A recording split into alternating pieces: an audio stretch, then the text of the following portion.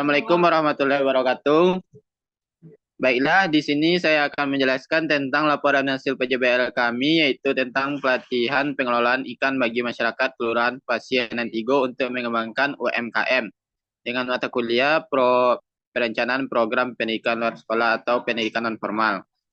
Sebelum itu, perkenalkan saya Zian Avetra dengan NIM 23005112 dan rekan-rekan saya yaitu Sylvia Meputri dengan NIM 23005100, Cindy Rahmayuni dengan NIM 23005101 dan Fadila Delisa Ananda dengan NIM 23005115. Oke, baiklah. Untuk materi pertama akan dijelaskan oleh Cindy. Kepada Cindy dipersilakan. Baik, untuk materi yang pertama yaitu data identitas masyarakat individu. Data identitas masyarakat di pesisir Nantigo, masyarakatnya yang laki-laki mayoritas bekerja sebagai nelayan, dan yang perempuan bekerja sebagai ibu rumah tangga. Untuk tabel data identitas individunya ada yaitu nama dan dari berbagai umur dan status, dan juga dari berbagai latar belakang pendidikan seperti dari SMA, SMP, SD, ataupun sarjana dengan berbagai pekerjaan dan pendapatan yang berbeda-beda. Untuk yang selanjutnya yaitu informasi kondisi masyarakat. Yang pertama yaitu fasilitas pendidikan. Dalam lingkup Kelurahan Pasaran Tigo memiliki beberapa fasilitas pendidikan formal seperti SD, SMP, SMA, dan universitas. Selain itu terdapat juga sekolah non formal seperti TK, pesantren, dan PKBM. Sumber mata pencarian dari masyarakat di sana yaitu dari hasil observasi dan wawancara yang telah diperoleh, terdapat beberapa bahwa secara keseluruhan masyarakat Kelurahan Pasir dan Tigo sumber mata pencariannya adalah nelayan. Potensi alam dan lingkungannya adalah terdapat tempat wisata pantai dengan keindahan alamnya disebut dengan Pantai Muaro Anai dan Ujung Batu. Dengan keindahan pantai yang dipenuhi pohon pinus, menarik perhatian wisatawan untuk berkunjung. Sehingga perekonomian UMKM setempat terbantu dengan adanya wisata tersebut. Yang keempat yaitu adanya kesehatan lingkungan dan perumahan.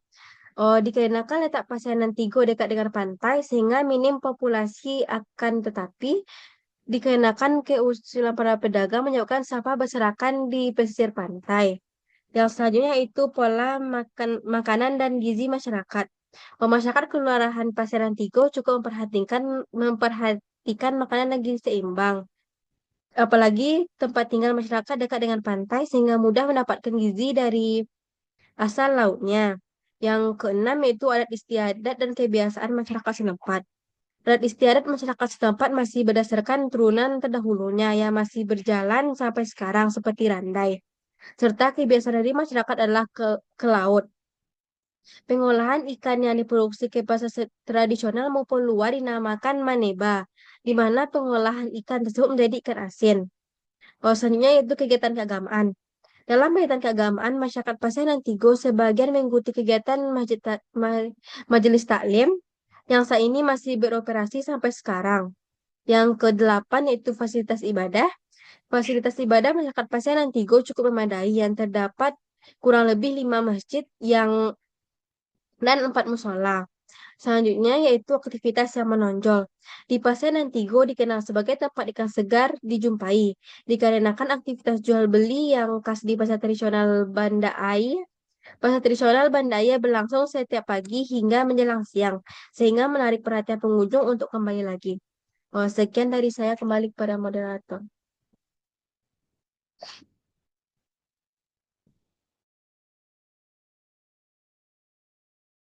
Oke, terima kasih kepada Cindy.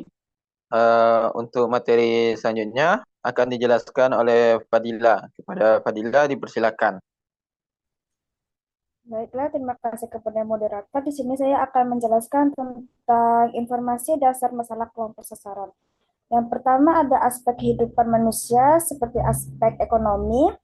Masalah kelompok sasarannya terdiri dari individu dan masyarakat.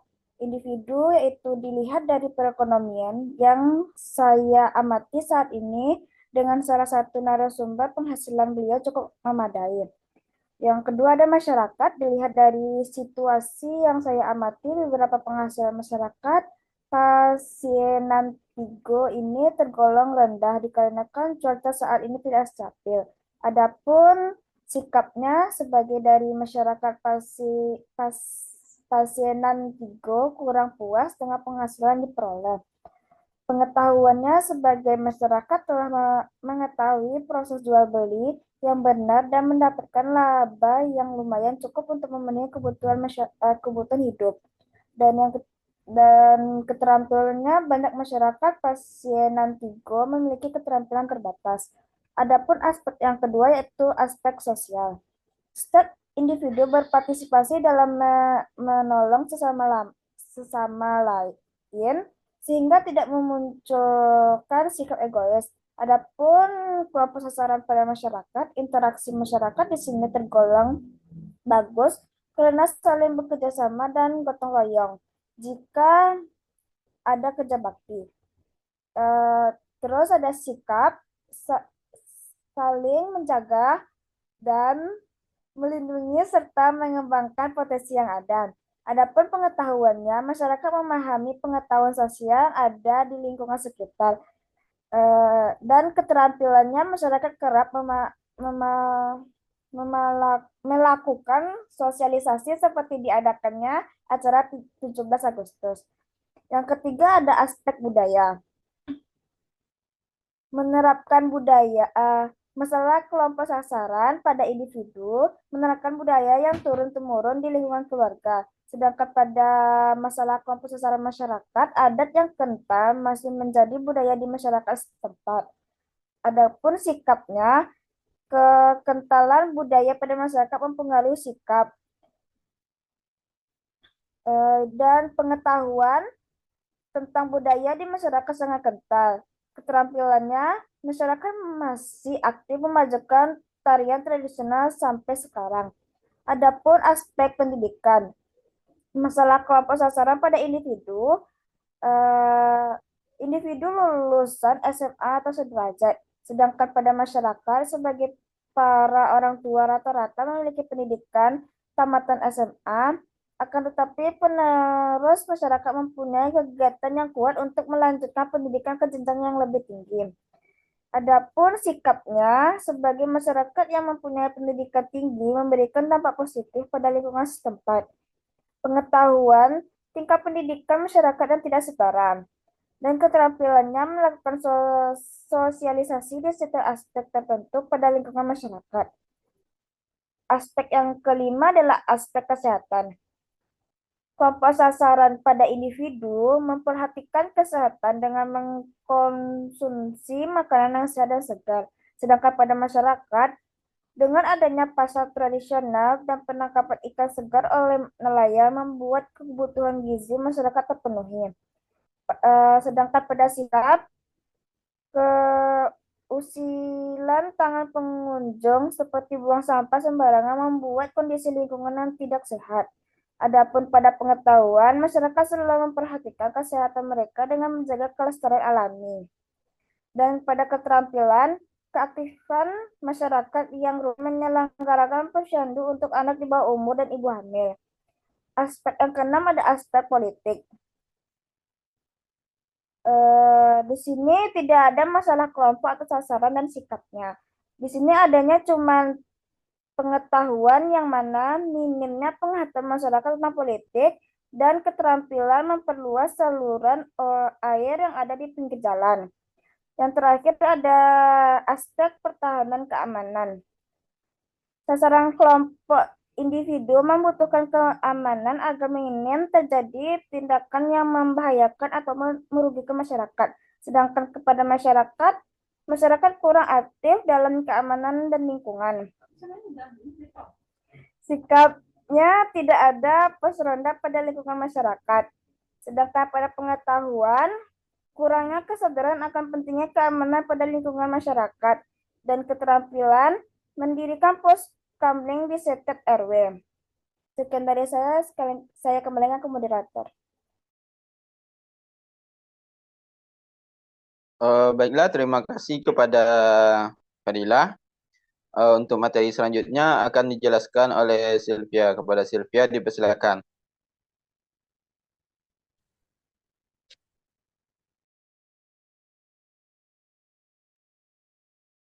Baiklah, terima kasih kepada moderator. Saya akan menjelaskan yang dimana yaitu identifikasi kebutuhan belajar kelompok masyarakat. Yang dimana aspeknya yang pertama kebutuhan ke pengetahuan dan keterampilan. Nah, catatannya dari observasi di atas dapat diketahui masyarakat Pasianantigo diperlukan pendidikan kewirausahaan melalui pelatihan untuk mengembangkan UMKM masyarakat dengan cara pengolahan ikan yang lebih modern. Yang kedua yaitu ada sumber-sumber belajar yang dimana buku atau platform online, model belajar, video pembelajaran yang akan dilakukan pada saat laporan. Yang ketiga itu ada sasaran dan prasarana, yang dimana catatannya yaitu menyediakan ruang pelatihan, peralatan teknologi, internet, papan tulis, dan yang keempat yaitu ada metode pengajaran, yang dimana yaitu metode yang akan kami lakukan yaitu ada ceramah, demonstrasi, dan diskusi. Yang kelima ada sumber daya yang dibutuhkan, yang dimana sumber daya yang akan dipakai yaitu sumber daya manusia, sumber daya keuangan, sumber daya fasilitas, sumber daya materi, dan sumber daya teknologi. Nah, selanjutnya yaitu identifikasi masalah. Identifikasi masalah itu ada dua. Yang pertama yaitu keterbatasan pengetahuan dan keterampilan masyarakat Pasianantigo dalam pengolahan ikan secara modern, yang dimana identifikasi instruksionalnya yaitu mungkin melakukan balai latihan kerja atau BLK, dan rekomendasi untuk program yang akan dilakukan yaitu pelatihan pengolahan ikan modern, pengemasan, pelatihan pemasaran ikan. Yang kedua ada keterbatasan modal untuk mengembangkan usaha pengolahan ikan, yang dimana identifikasi institusionalnya yaitu ada keluhan setempat. Yang untuk rekomendasi program yang akan dilaksanakan mungkin fasilitas permodalan, mulai program kredit usaha rakyat atau KUR, bantuan modal usaha dari kelurahan dan investor. Yang selanjutnya ada pemilihan berdasarkan skala prioritas, yang dimana seleksi masalahnya yaitu ada dua. Yang pertama, keterbatasan pengetahuan dan keterlibatan masyarakat Pasianantigo dalam pengolahan ikan secara modern. Alasan pilihan masalah ini mungkin dengan meningkatkan pengetahuan dan keterampilan masyarakat Pasianantigo akan mampu menghasilkan produk yang akan berkualitas dan memiliki nilai daya yang saing. Yang kedua yaitu keterbatasan modal untuk mengembangkan usaha pengolahan ikan. Alasan milih masalah ini mungkin kami keterbatasan modal adalah kendala utama dalam mengembangkan usaha. Tanpa modal yang cukup sulit bagi masyarakat Pasianantigo untuk membeli peralatan dan bahan baku. Sekian dari saya kembalikan kepada moderator.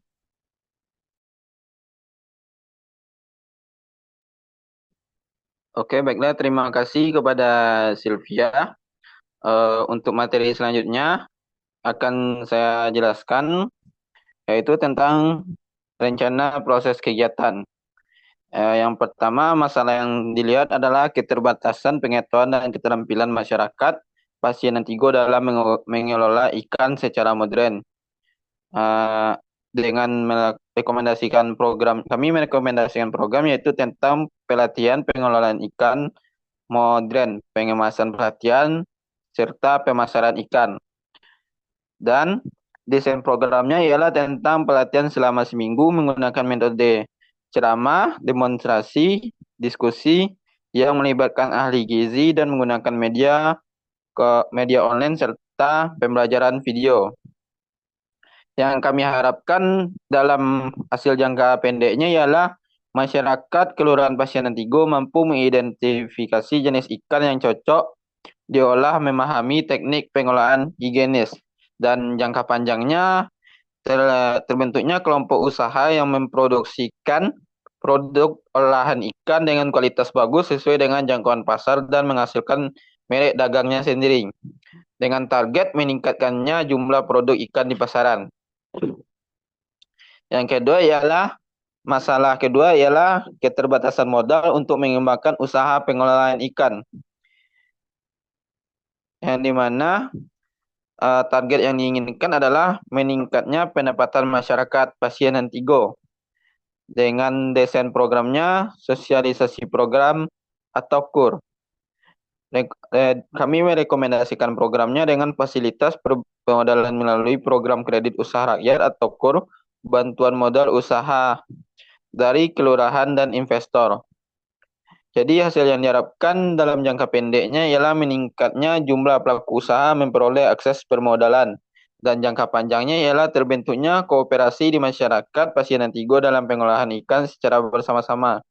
Target kami ialah meningkatnya pendapatan masyarakat pasien Antigo dari usaha pengolahan ikan. Selanjutnya yaitu tentang waktu dan lokasi. Ada sekitar 40 peserta didik. Waktu dan lokasinya ialah 1 minggu di Balai Latihan Kerja Aturan. Materi yang kami sampaikan ialah tentang teknik dasar pengolahan ikan, pemotongan, pemasakan, pengawetan ikan, pembuatan produk olahan, penerapan prinsip kebersihan, pengenalan bahan pengawetan alami dan pengolahan ikan ramah lingkungan, teknik pemasaran produk pengolahan ikan. Dan alat bahannya ialah seperti alat di bawah ini, serta sarana atau prasarananya yaitu ruang pelatihan, dapur pengolahan dapur yang dilengkapi dengan peralatan pengolahan, fasilitas penunjang, peralatan penyuluhan proyektor, dan dananya bisa didapatkan dengan dana kelurahan, program kredit usaha rakyat atau KUR, atau dari investor. Pengemasan bahan kemasan gunakan bahan kemasan yang aman, higienis seperti plastik food grade atau vacuum pack untuk produk seperti kerupuk ikan, abon ikan dan lain asap. Dan yang kedua, pengemasan pakai labeling serta desain kemasan. Dan pemasarannya, penjualannya secara langsung yang dimana peserta dapat menjual produk di pasar lokal, toko kelontong atau bazar. Yang kedua, pemasaran online menggunakan platform e-commerce atau media sosial lainnya. Dan ketiga, kemitraan dengan menjalin kerjasama dengan toko makanan atau restoran. Baiklah, itu yang dapat saya sampaikan. Jadi, itulah materi tentang pelatihan pengolahan ikan bagi masyarakat Kelurahan Pasien Antigo untuk mengembangkan UMKM. Kalau ada kata yang salah, mohon dimaafkan. Wabillahi taufiq hidayah. Wassalamualaikum warahmatullahi wabarakatuh.